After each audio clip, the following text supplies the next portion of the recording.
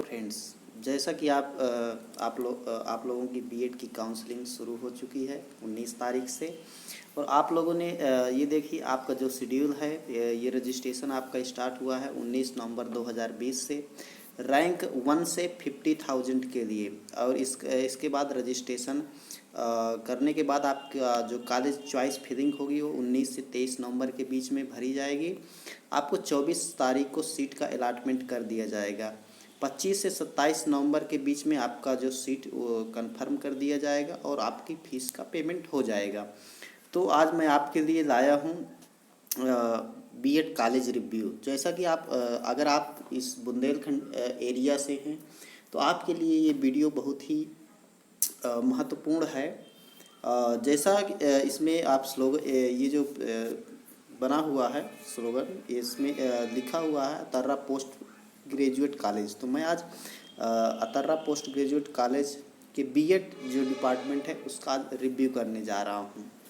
तो आप जैसा कि देखेंगे कि जैसे ही आपने वहाँ पर बुंदेलखंड यूनिवर्सिटी खोला होगा। अगर आप बुंदेलखंड यूनिवर्सिटी से बीएड करना चाहते हैं और सरकारी विद्यालय से करना चाहते हैं, अगर आपकी रैंक 10,000 के अंदर है तो आपको सरकारी कॉलेज मिल सकता है। और जैसे बुंदेलखंड कॉलेज आप खोलेंगे तो फर्स्ट नंबर में आपको मिलेगा अतर्रा पीजी कॉलेज, अतर्रा बांदा।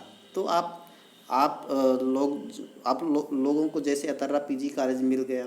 तो अब मेन बात ये है यहाँ पर कि आप एडमिशन लेने से पहले कम से कम आप ये जान लीजिए कि यहाँ पर एडमिशन लेना कितना अच्छा है, ठीक रहेगा या कितना ठीक नहीं है। तो जैसे कि ये 6C कॉलेज हैं, जैसे अतर्रा पीजी कॉलेज है।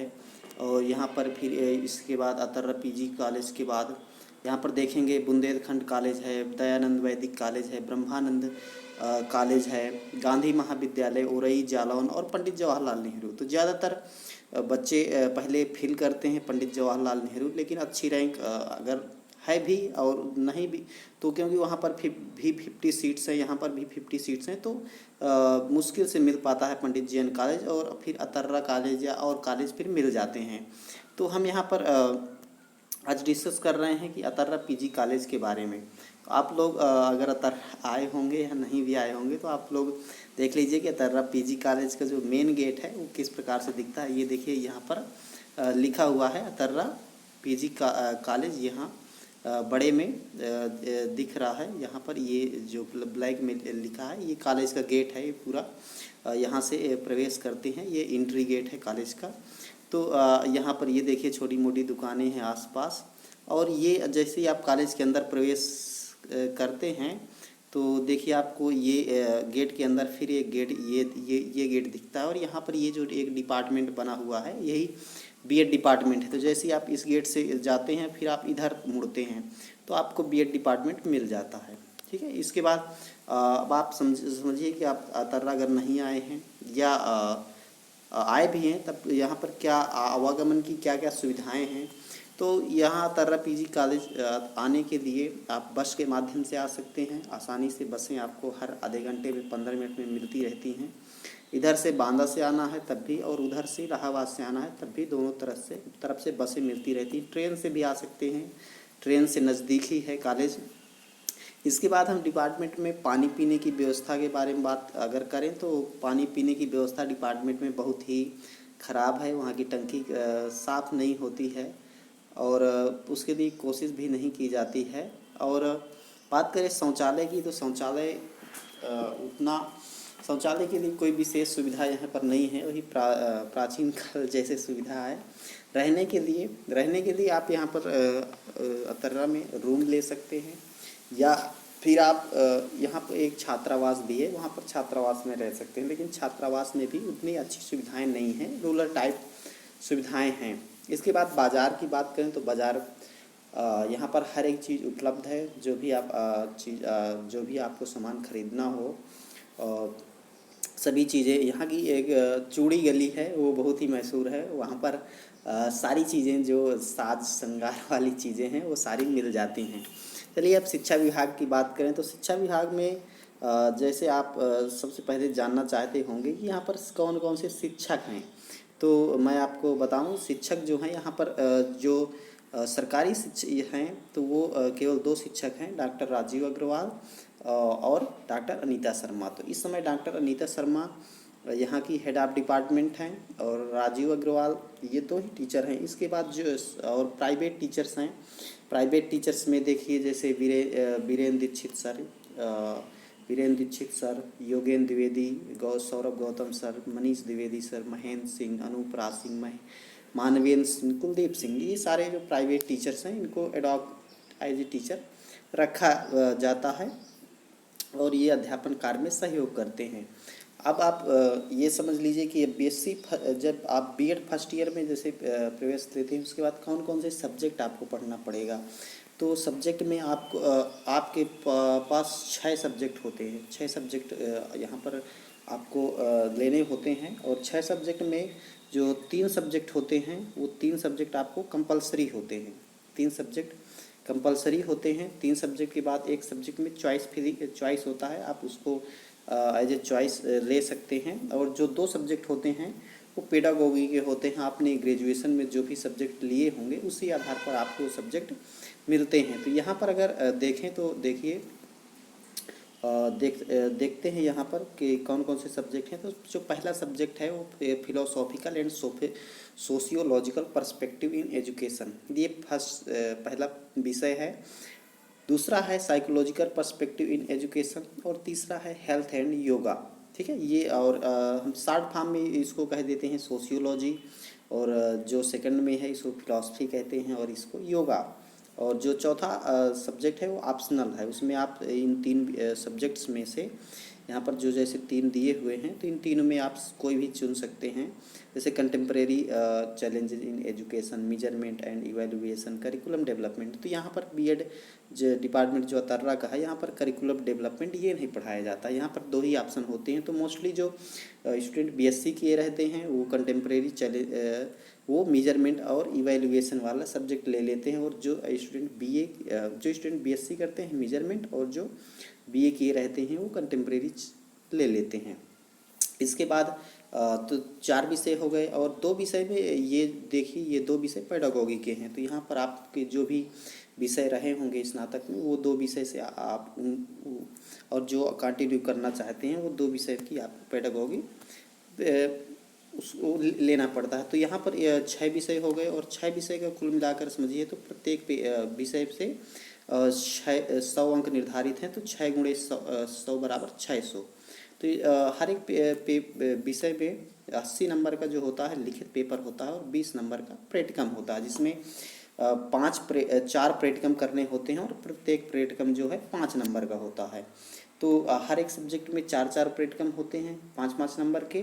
तो हर एक सब्जेक्ट 20 नंबर जो इंटरनल मार्क मिलते हैं कॉलेज से और 80 नंबर का पेपर होता है। ठीक है, तो इस 20 नंबर के लिए कॉलेज में मेहनत करनी होती है। ठीक है, और ठीक है, ये बहुत सारी बातें हुई। अब मेन बात अगर यहाँ पर ये देखें कि अब आप ये बताते हैं कि अगर आप यहाँ पर एडमिशन ले लेते हैं तो उसको क्या क्या निगेटिव पॉइंट्स हो सकते हैं और क्या क्या पॉजिटिव पॉइंट हो सकते हैं।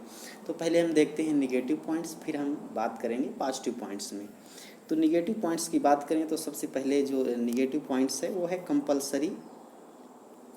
Compulsory attendance. तो आप जैसे ही यहाँ पर एडमिशन लेते हैं तो आपको कंपलसरी हर रोज़ आना पड़ता है। यहाँ पर प्रेजेंटी हर रोज़ देनी पड़ती है, और क्लास चलें या ना चलें लेकिन आपको प्रेजेंट रहना ज़रूरी होता है।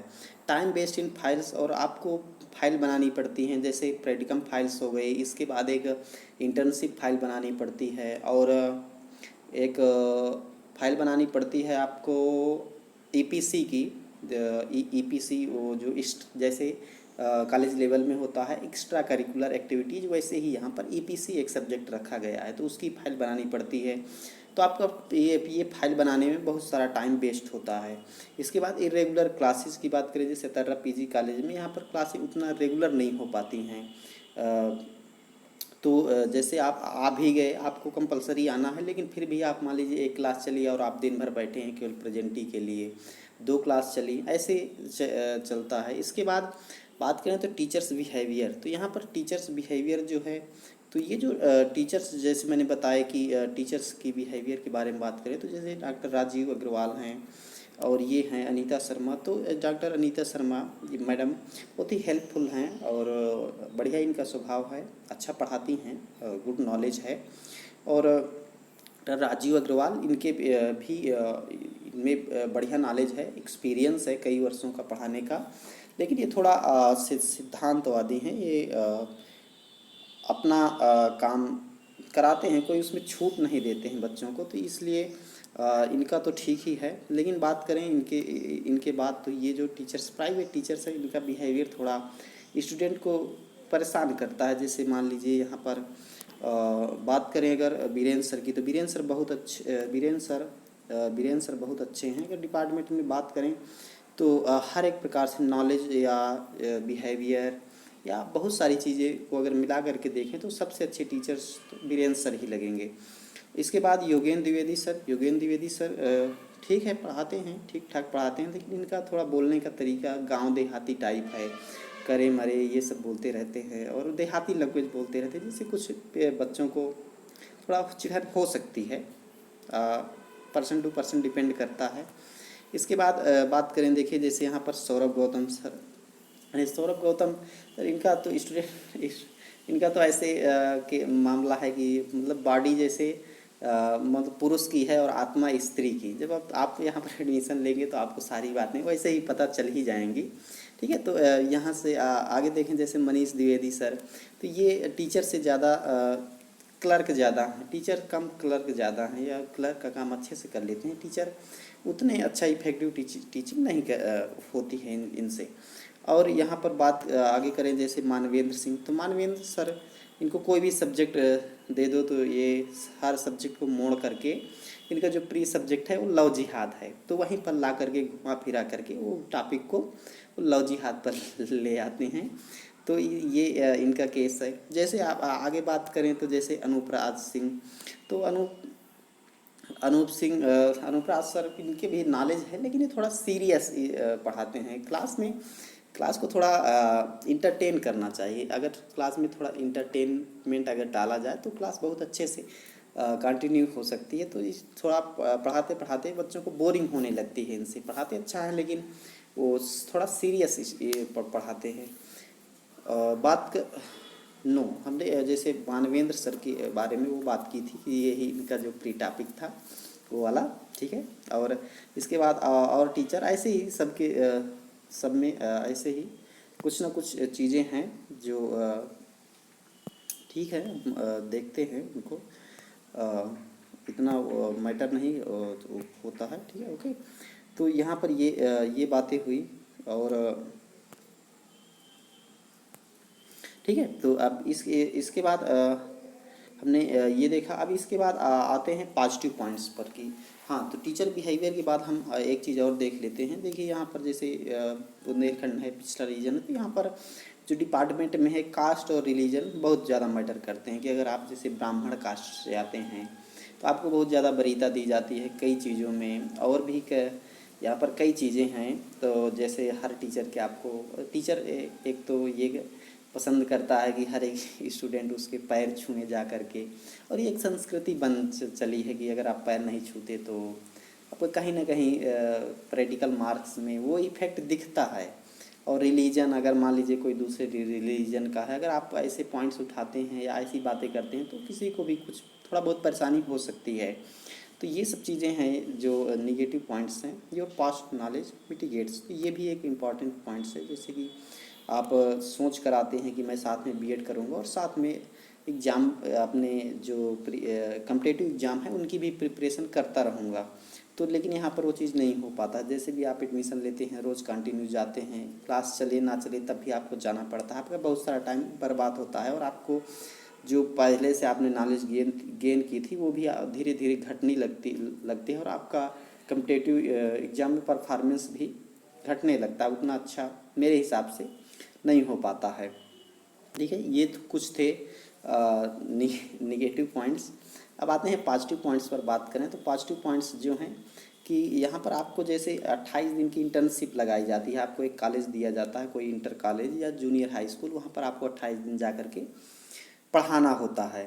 तो आप वहाँ पर जब जाएंगे क्लास में पढ़ाएंगे तो आपको रियल कैसे वहाँ पर नॉलेज मिलेगा कि आपको कैसे वहाँ पर डील करना है, क्लास में कैसे बच्चों को पढ़ाना है, कई तरह की समस्याएं, और उस प्रकार वहाँ पर कैसे आपको को करना है, तो वहाँ पर एक रियल नॉलेज मिलता है। तो ये एक बहुत ही पॉजिटिव पॉइंट्स है।